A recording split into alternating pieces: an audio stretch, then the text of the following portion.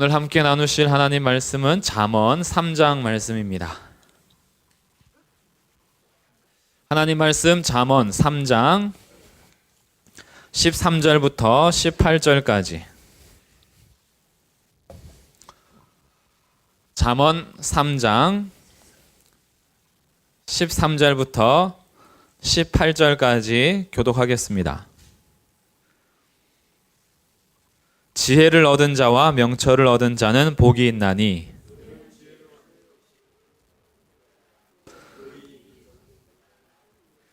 지혜는 진주보다 귀하니 내가 사모하는 모든 것으로도 이에 비교할 수 없도다. 그 길은 즐거운 길이요 그의 지름길은 다 평강이니라. 지혜는 그 얻은 자에게 생명나무라. 지혜를 가진 자는 복되도다. 아멘. 네, 우리는 잠언 말씀을 통해서 하나님께서 우리에게 주시는 지혜에 대해서 같이 살펴보는 시간을 갖습니다. 특히 오늘 말씀은요, 13절에서 지혜를 얻은 자와 명철을 얻은 자는 복이 있다 이렇게 선언하고요. 18절에서도 보니까 18절 끝에 지혜를 가진 자는 복되도다 이렇게 선언하죠. 지혜는 정말 복이 있고요. 지혜를 가진 자는 복된 자고요. 그래서 하나님께서는 우리에게 지혜를 주시기 위해서 또 이 말씀을 통하여서 어리석은 자를 슬기롭게 하고 명철한 자는 더 슬기롭게 또 더 명철하게 하나님 말씀을 밝히 알게 하고 우둔한 자에게도 하나님께서 깨우쳐 주시고 깨닫게 하시고 지혜와 명철을 주시기 위해서 이 말씀을 주셨습니다.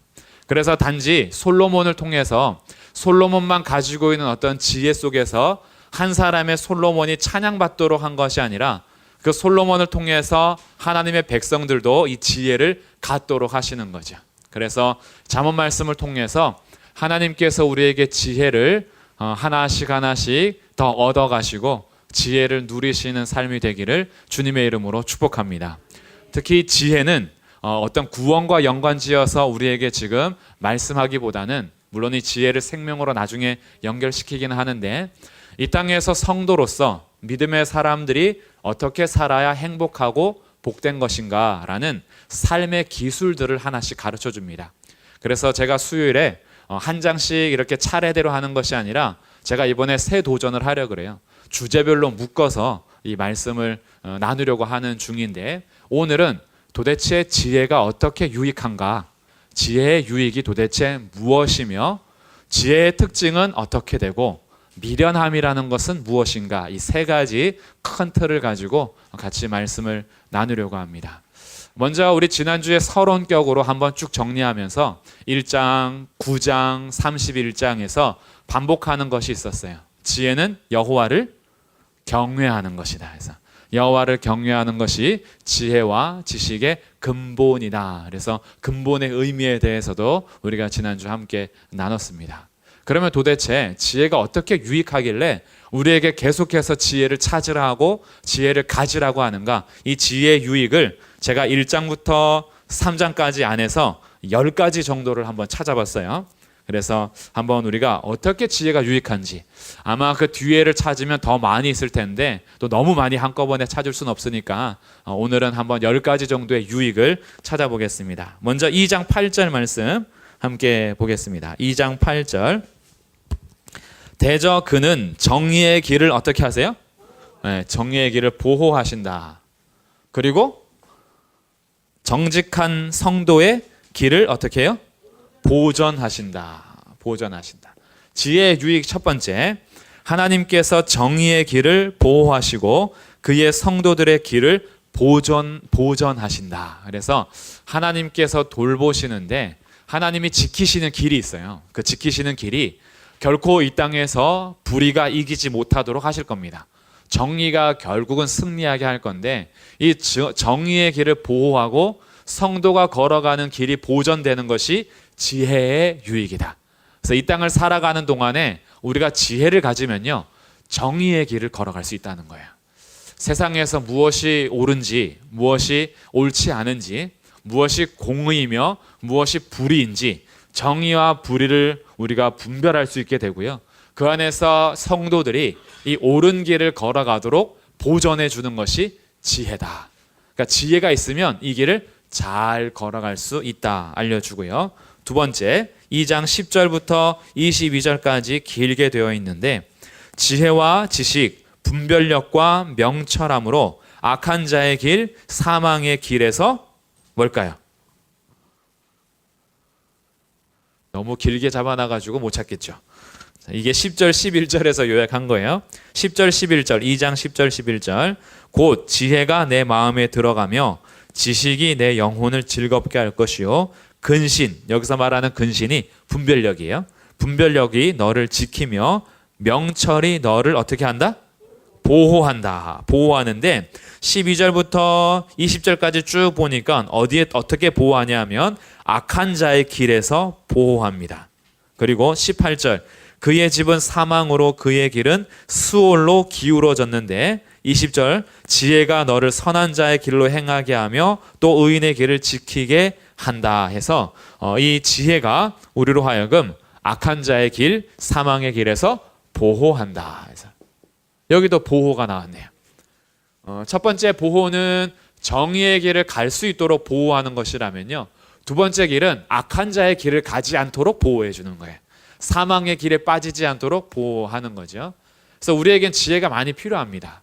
이 세상을 사는 동안에 정의로운 길을 가는 것도 지혜가 필요하고 악한 자의 길에 빠지지 않는 것도 지혜가 필요한 거죠. 그래서 지혜가 이렇게 우리를 보호해 줄 거다. 세 번째 유익 3장 2절 읽어보겠습니다. 시작.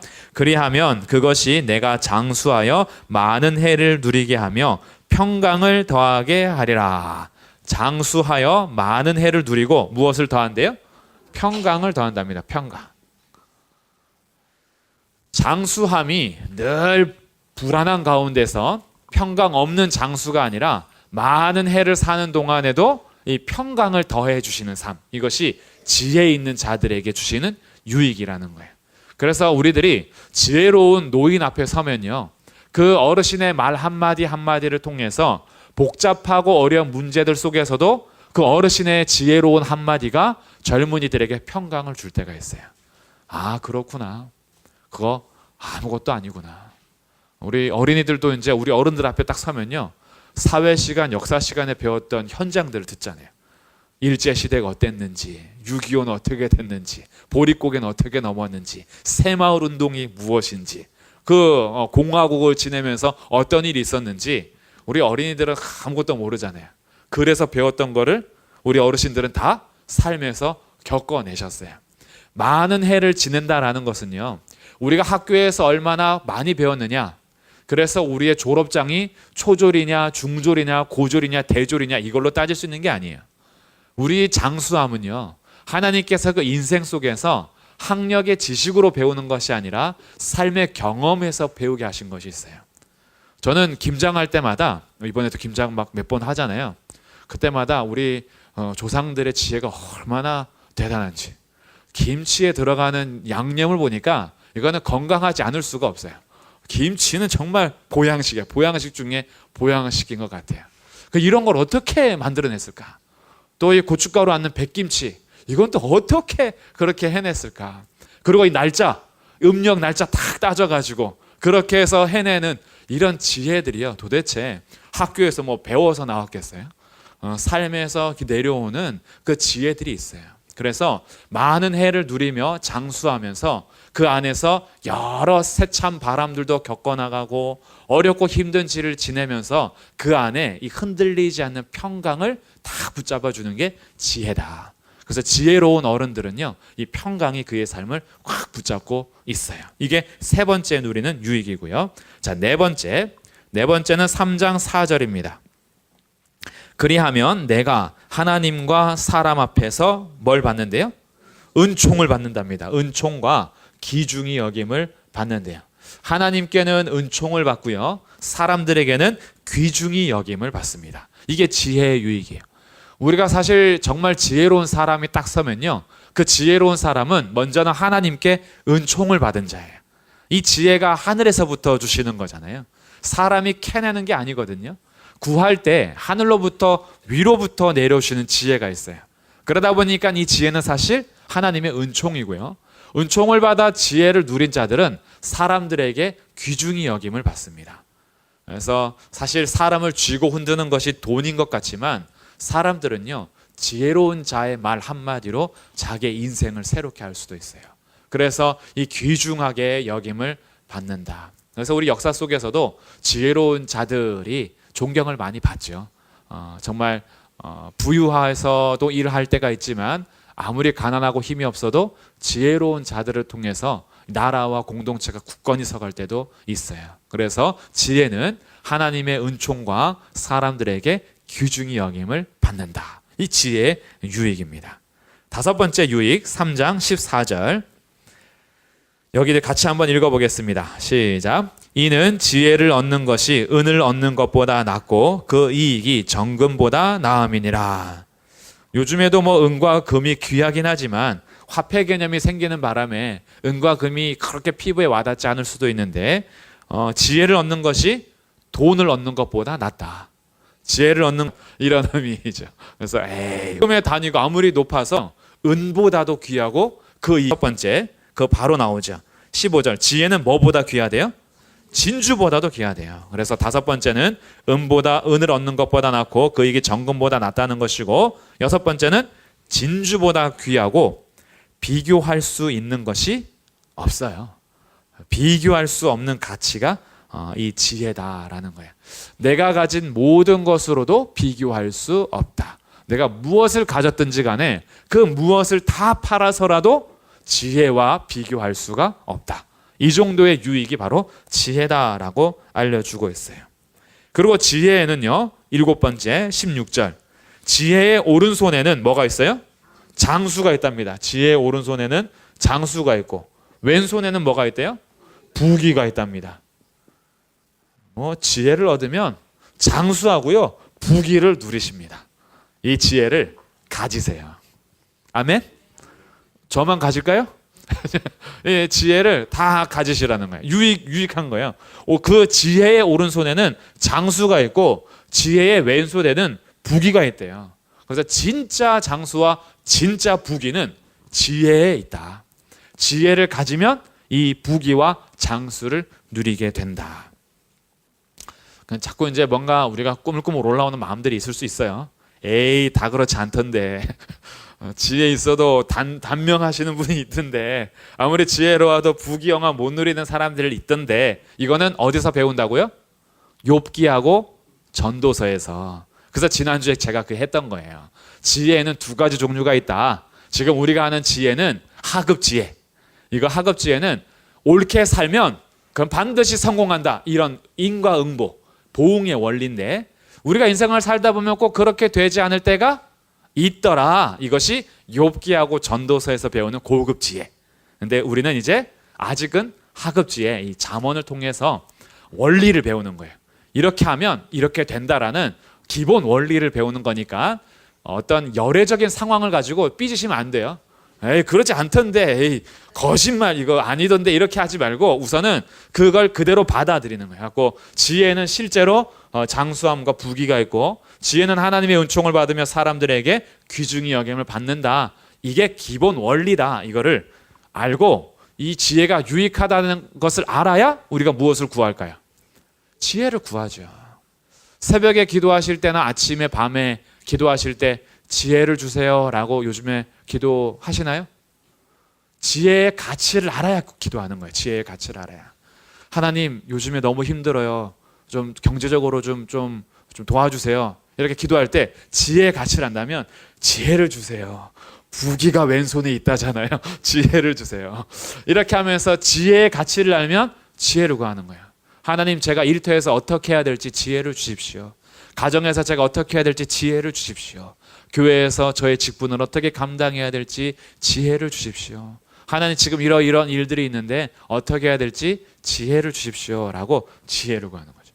우리 특히 초등학생들, 우리 하준이랑 이준이랑 예준이, 저기 예림이, 지혜를 구하세요. 알겠죠? 지혜를 잘 봐. 이렇게 지혜를 구하면 지혜가 우리 학생들, 우리 어린이들을 보호하고 보존해주고 악한 길에서도 보호해주고 평강도 주시고 하나님께 은총을 받고 앞으로 자라면서 사람들에게 귀중히 여김을 받으며 그리고 장수하고 부자 된대요. 부자. 하준아, 구단주 될 수 있어.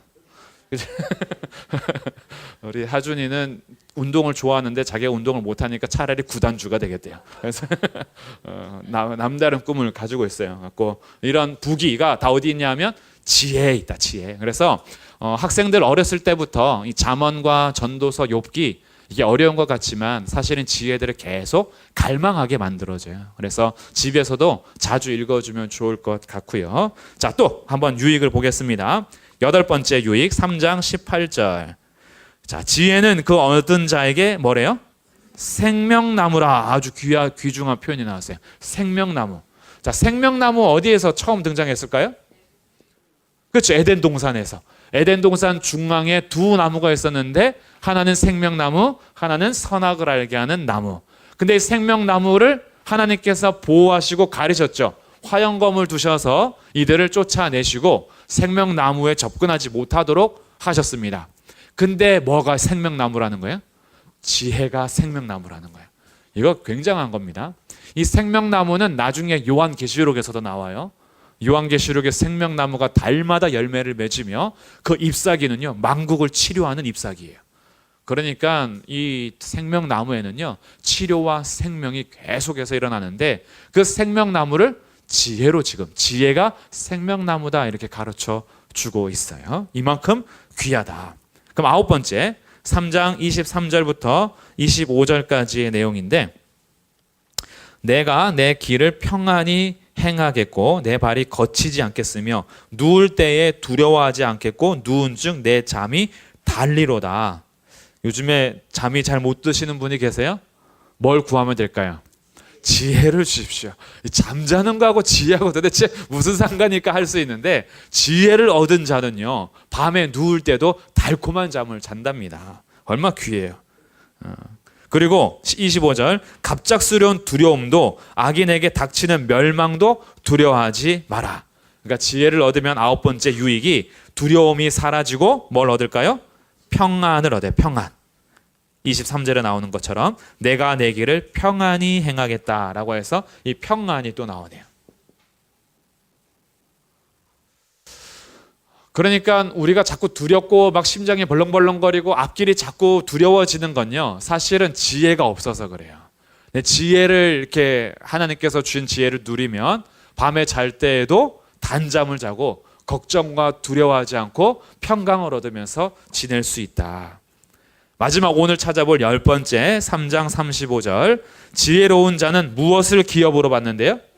영광을 기업으로 얻는답니다. 영광을 기업으로 얻겠대요. 그러니까 우리의 기업은요 세상에서 사라지는 영광이 아니라 영원한 기업을 얻습니다. 사실 10가지를 찾아봤지만 다 비슷한 얘기예요. 보호하고 보존하고 보호하는 것이 우리의 생명나무고 평강과 평안 사실 비슷한 말이죠. 하나님께 은총을 입으며 사람들에게 귀중히 여김을 받고 장수하고 부귀하는 것이 이것이 영광으로 기업을 얻는 거죠. 이 땅에서 사는 동안에 이 지혜는요 얼마나 유익한지 우리에게 알려주고 있는 거예요.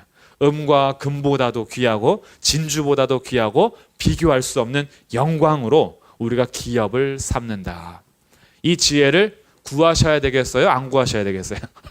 구하셔야 되겠죠. 이게 1장부터 9장까지의 내용인 거예요.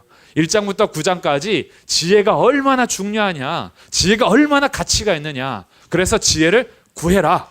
그리고 이 지혜가 어떻게 우리의 삶에서 살아야 하는지 하나하나 가르쳐 주는 것이 10장부터의 말씀인데, 그럼 우리는 이 앞부분에서 지혜의 특징들을 좀 찾아보면 세세한 것들은 아직 배우지 않고 아직 읽지 않았지만 세세한 것 말고 큰 틀을 한번 잡을 수가 있어요.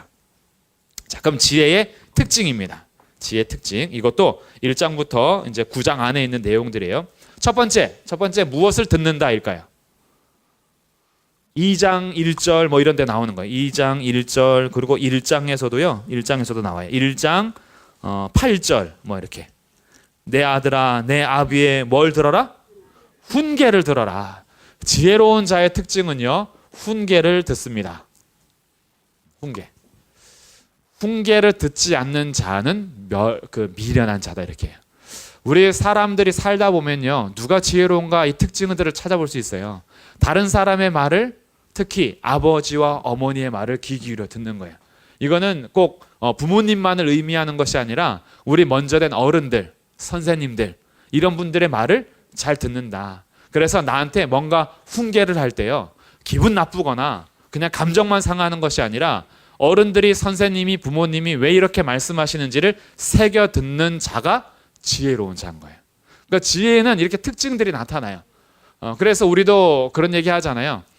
될성 싶은 나무는 떡잎부터 알아본다고. 이 아이가 어렸을 때부터 훈계 듣기를 싫어하고 안 들으면 저거는 도대체 커서 뭐가 되려고 이런 마음이 좀 들죠. 근데 어떤 아이들은요, 훈계를 또 잘 들어요. 그래서 막 까불고 그렇게 개구장인데도요, 훈계하면 또 듣고 한번 생각해 보는 아이들이 있어요. 그러니까 이 지혜로운 아이들은 훈계, 지혜로운 성도는 훈계, 지혜로운 하나님의 사람들은 훈계를 듣는 특징을 갖는다. 두 번째, 계명과 법을 간직하며 무엇을 기울일까요? 그렇죠. 귀를 기울입니다. 귀를 기울여요. 이거는 경청의 자세를 말해요. 그래서 잠언에서 계속 얘기하는 것이 있어요. 사연을 듣기 전에 미리 대답하는 것은 미련한 것이다. 우리는 성급해가지고 듣기는 더디하고 성내고 말하기는 속히해요. 근데 성경은 뭐라 그래요? 말하기와 성내기는 더디하고 듣기는 어떻게 해라? 속히 해라. 듣기는 속히 한다는 것이요, 말해봐, 들을게, 말해봐. 막 얘기하면 들었어, 나 다 들었어. 이렇게 하는 것이 귀를 기울이는 것이 아니라, 경청은요, 그가 왜 그런 말을 하는지 마음을 헤아려 듣는 것을 경청이라 그래요. 그러니까 지혜로운 부모님은요, 자녀의 말을 경청합니다. 학교에서 뭐 했는지, 오늘 요즘에 무슨 일이 있는지 경청하는데, 어머니 아버지가 별로 이렇게 안 들어주면요, 그래 뭐 알았어 이렇게 하다가 자녀의 마음을 놓칠 때가 있어요. 성도와 성도 간의 관계에도 그러겠죠. 성도가 어떤 말을 했는데 귀를 기울여 듣지 않으면 그 말 한마디에서 그가 말하고자 하는 마음을 못 읽어낼 때가 있어요. 그럼 여기에서 이제 막히는 거죠. 그래서 지혜로운 자는 귀를 기울인다.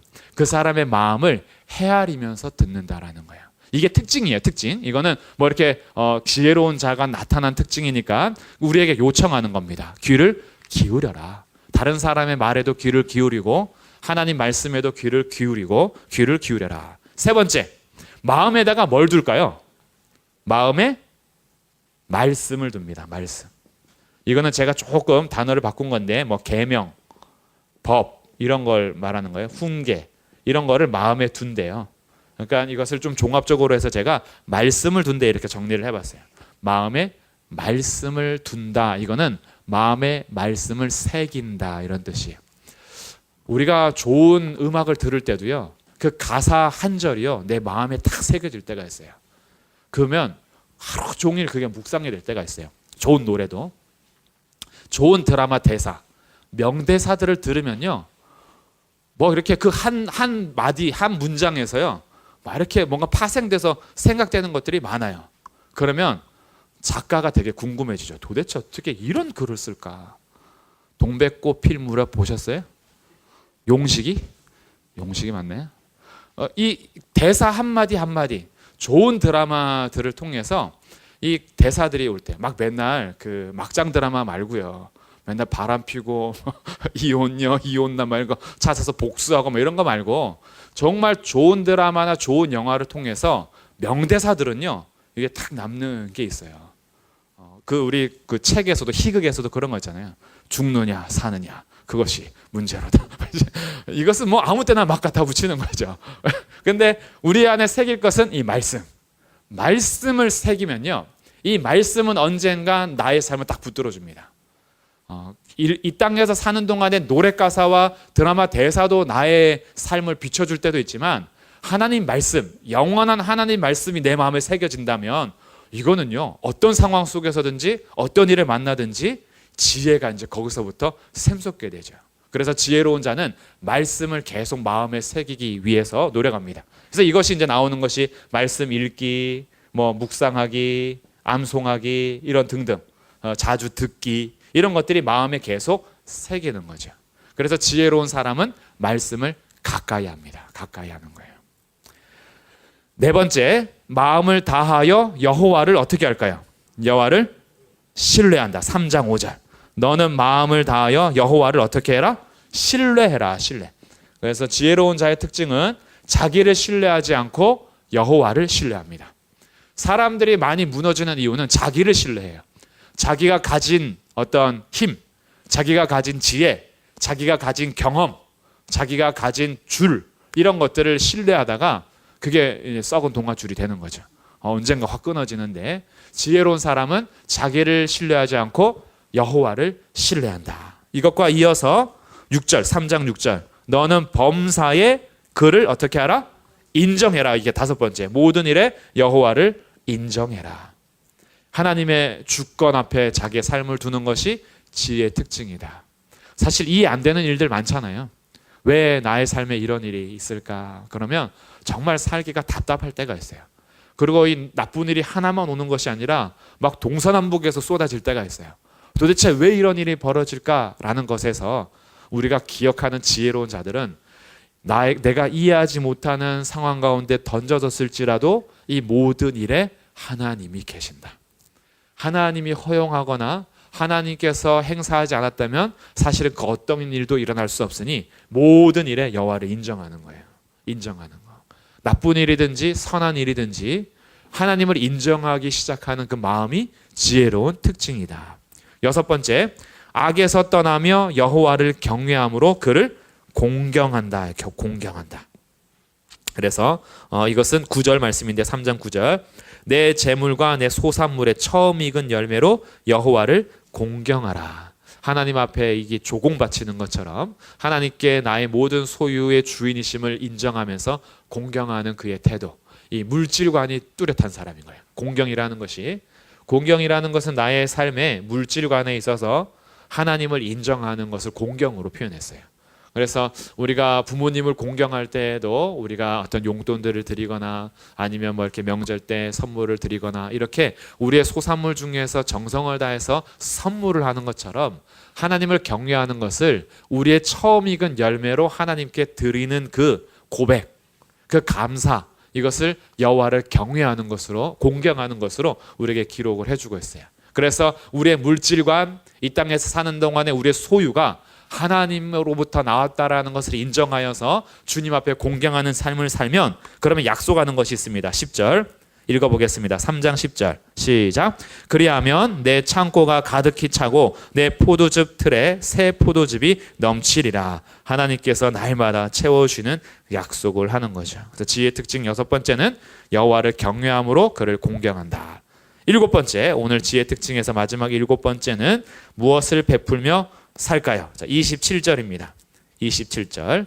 내 손이 무엇을 베풀임이 있으면 선을 베풀임이 있거든 마땅히 베풀기를 아끼지 말아라. 그래서 선을 베풀며 산다. 이것이 지혜의 일곱 번째 특징입니다. 그래서 지혜의 특징은요, 그에게서 악한 것이 나오는 것이 아니라 선을 베풀기를 좋아해요. 그래서 선을 계속해서 나누게 되죠. 이것이 지혜의 특징이에요. 그럼 이제 우리가 이 특징을 살피면서 내가 지혜에 멀어지고 있는가 가까워지고 있는가를 기준점 삼아서 살펴보면 되겠죠. 그래서 지혜를 구하는 거예요.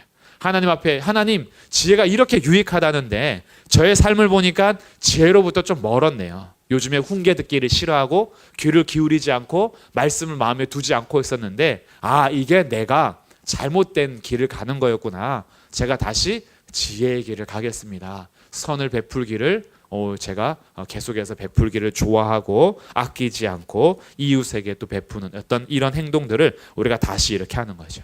그리고 하나님만 신뢰하고 하나님을 인정하는 것. 오늘 이제 세 번째, 그런 미련함이라는 건 뭔가? 미련함. 성경의 이 자문에 특히 지혜로운 자와 미련한 자를 많이 대조하는데 미련하다라는 단어가 히브리어로 세 가지를 크게 씁니다. 첫 번째는 크실이라는 단어, 두 번째는 나발, 세 번째는 에빌. 이게 이제 히브리어예요. 히브리어의 단어들을 쓰는데 이 세 가지의 특징들이 다 있어요. 제가 옆에는 성경 구절들을 옮겨놨어요. 크실도 한 46번에 걸쳐서 쓰고요. 나발은 한 3회 정도 하고 있고요. 에빌은 30회 이상 이렇게 쓰면서 잠언에서만 이렇게 쓰고 있는데, 나발은 익숙하죠. 나발은 사람 이름이기도 해요. 다윗을 멸시했던 사람 있잖아요. 나발과 아비가일, 이렇게 해서 지혜로운 여인과 다윗을 무시했다가 죽는 사람, 이렇게 나발이 있는데, 그 나발이라는 이름 자체가 미련하다라는 뜻이거든요. 그래서 그러면 이것이 조금씩 차이가 있는데, 미련하다라고 하는 사람들의 특징은 뭔가, 그리고 이제 나는 혹시 미련한 마음이진 않는가 살펴보면 되겠죠. 첫 번째, 크실이라는 단어는 우둔하고 꽉 막힌 마음이다. 미련한 사람의 그 특징은 마음이 막혀 있어요. 다른 사람들에게 후계를 듣지 않겠죠. 막혀 있으니까 귀를 기울이지 않겠죠. 말씀을 마음에 두지 않습니다. 왜요? 막혀 있으니까. 어떤 것도 받아들이지 않아요. 아주 똘똘 뭉쳐가지고요. 어떤 것도 받아들이지 않는. 그러니까 고집이 세다 이렇게 나오는 거죠. 둔하고 센 고집. 이게 어떤 일을 할 때 고집도 필요하다라고 하지만 하나님 말씀 앞에서는 고집 부리시면 안 돼요. 하나님 앞에서는요, 고집을 포기해야 돼요. 하나님 말씀이라면 고집을 접고 순종하는 것이 지혜로운 거예요. 근데 미련한 사람은 끝까지 자기의 둔한 마음을 결코 열지 않고 꽉 막혀 있는 상태, 이것을 크실이라는 미련함이라고 알려주고요. 두 번째, 나발이라는 미련함은 영적 인식력이 부족하다. 인식력. 영적으로 둔감하다라는 거예요. 영적인 이 민감함이 없어요. 그래서 이게 딱 부족함이 있다 보니까 지금 하나님께서 주시는 사인들이 이렇게 있는데 어떤 말씀을 들어도 둔해요. 그래서 깨닫지를 못하는 마음, 이게 나발이라는 마음입니다. 나발. 그래서 하나님께서 우리에게 계속해서 주의를 주시고 가르치시고 귀를 기울이라고 훈계하시고 말씀 주시는데, 이 미련한 자의 마음이요, 영적인 인식력이 부족해가지고 전혀 듣지 못하는, 밭으로 비유한다면 이 길가 같은 밭, 새들이 와서 그냥 먹어버리는 거예요. 말씀이 마음판에 전혀 새겨지지 않는 마음, 이것을 미련하다라는 나발이라는 히브리어고요. 성경에서 한글은 다 그냥 미련하다라고 번역을 했어요. 이게 그래서 구분이 잘 안 되는데 좀 그래도 나눠보니까 이 세 가지가 있더라. 세 번째, 에빌이라는 히브리어인데, 에빌은요, 이 크실과 나발보다 조금 더 미련함이 강팍해진 상태예요. 크실은 그냥 마음이 꽉 막혀 있고, 나발은 영적인 인식력이 부족한 건데, 꽉 막혀 있고 영적인 인식력이 부족한 것이 겉으로 이제 표현되는 겁니다. 어떻게 표현되냐 하면 건방지고 무례하게 표현됩니다. 건방지고 무례한 어리석음. 에빌이 히브리어인데 영어 에빌도 별로 안 좋은 단어죠. 에빌. 근데 이 에빌이라는 히브리어 자체도 건방지고 무례한 어리석음을 미련하다 그래요. 그래서 삶에서 열등하고 비정한 마음, 아주 정도 없고요. 이 마음이 강팍하게 나오니까요, 상대에 대해서 되게 무례해져요. 어떤 사람들이 이런 게 있어요. 되게 민망하게끔 어떻게 저렇게 무례하게 할 수 있을까. 근데 그 사람들은 그걸 몰라요. 상대방이 어떤 마음을 갖게 되는지, 어떤 감정을 갖는지 전혀 무시하고요, 아주 얼굴에 판이 점점 두꺼워져 가지고 점점 무례하면서 어리석은 사람들이 있어요. 특히 우리 한국의 남자 여자 아줌마 이제 있거든요. 우리 아줌마들은 어딜 가든지 용기가 이제 있으셔가지고 가끔은 이게 무례함으로 표현될 때가 있어요. 그래서 우리의 삶이 혹시 너무 무례하진 않는가, 이런 좀 삶이 필요해요. 우리가 기독교인으로서, 성도로서 어리석음이 표현될 때, 제가 아줌마들 비하한 건 아니에요. 예를 들어서 한 거예요. 이런 성격, 이 특성에 대해서 우리들이 너무 무례하게 이제 굴면 안 되는데, 이 미련한 마음이 표현되는 것이 사실은 무례함이에요. 그래서 누가 나에게 좀 무례하게 행했다 그러면 이 기분이 나쁘잖아요. 근데 뒤에 가서 그걸 불쌍히 여기세요. 얼마나 미련하면 무례함으로 이제 표현될 정도까지 갔느냐. 그 마음이 정말 꽉 닫혀 있구나. 정말 그의 마음이 정말 영적인 인식력이 부족하구나. 그거보다 더 나가서 이제 무례한 삶이 되었구나. 나중에는 오히려 불쌍히 여기는 마음. 그래서 오히려 그를 위해서 축복하며 기도해 줘야 돼요. 하나님, 그에게도 지혜를 주십시오. 지혜를 받으면 무례함을 이제 이겨나갈 수 있는 거죠. 근데 이제 우리의 삶도 봐야죠. 나는 과연 꽉 막혀 있지는 않는가? 나는 영적인 인식력이 부족하지는 않는가? 나는 혹시 건방지고 무례하게 굴지는 않는가라는 것을 살펴보면서 나는 지혜로운 길을 잘 가고 있는가, 미련한 길을 가고 있는가, 우리의 삶을 잘 점검하시면 되겠습니다. 그래서 오늘 잠언 말씀을 통해서는 이 길을 우리에게 다시 제시해 주는 거예요. 지혜는 확실히 앞에서 살펴봤던 10가지의 유익보다도 더 큰 유익이 있습니다. 우리가 오늘 살펴본 것이 그저 10가지 뿐인 거예요. 이것보다 더 큰 유익이 있는데 하나님은 이 지혜를 받기를 원하시고요. 그래서 우리의 삶을 지혜로운 자의 길과 미련한 자의 길을 보여주면서 너희가 어떻게 살 것인지 우리에게 가르쳐 주는 것, 이것이 잠언이니까 오늘 이 잠언 말씀을 통해서 오늘 저녁에도, 오늘 밤에 자기 전에도, 내일부터도 지혜를 구하셔서 지혜로운 하나님 백성으로 이 땅에서 하나님 원하시는 복된 삶 되시기를 주님의 이름으로 축복합니다. 아멘.